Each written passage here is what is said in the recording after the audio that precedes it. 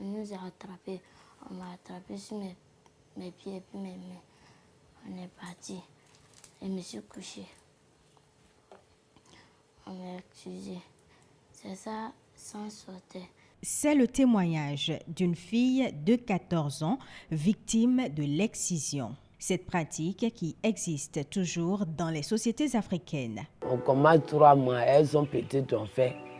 Mais des fois, elles ont 18 ans, on les fait. Des fois, des mamans même. Souvent, elles vont saigner, ils vont tout faire, la personne décède. Elle meurt dedans.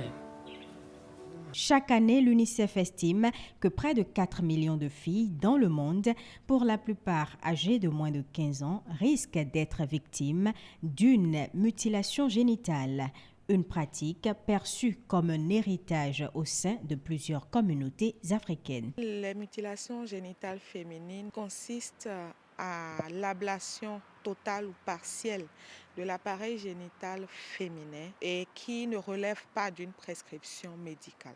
Les mutilations génitales féminines sont une pratique héritée de certaines cultures à travers des communautés. Je pense que le monde évolue. Il y a certaines pratiques qu'il faut laisser honnêtement.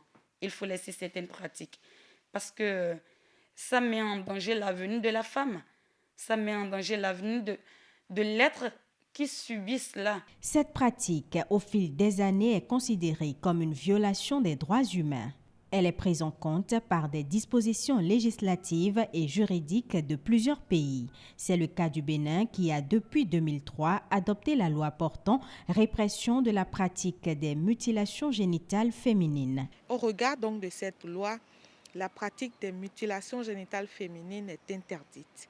Et lorsque vous en venez à être reconnu coupable d'une telle pratique, d'ordre général, vous allez être sanctionné non seulement par une peine d'emprisonnement qui va varier entre 6 mois à 3 ans, mais vous allez aussi payer une amende qui va varier entre 100 000 francs CFA et 2 millions de francs CFA. Et lorsque la victime, votre victime, s'avère être une mineure, la sanction elle est plus corsée. Et donc en ce moment-là, votre peine d'emprisonnement va aller jusqu'à 5 ans selon les circonstances, selon le cas. Et vous allez payer une amende qui va aller jusqu'à 3 millions de francs CFA. Mieux, lorsque par hasard, la victime en vient à perdre la vie, vous allez être encore plus sévèrement puni par la loi.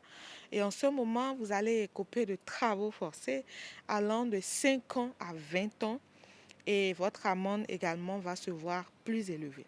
La même loi stipule que les auteurs de cette pratique ne sont pas les seuls à être sanctionnés. Les personnes qui y ont contribué se verront aussi punies pour cet acte.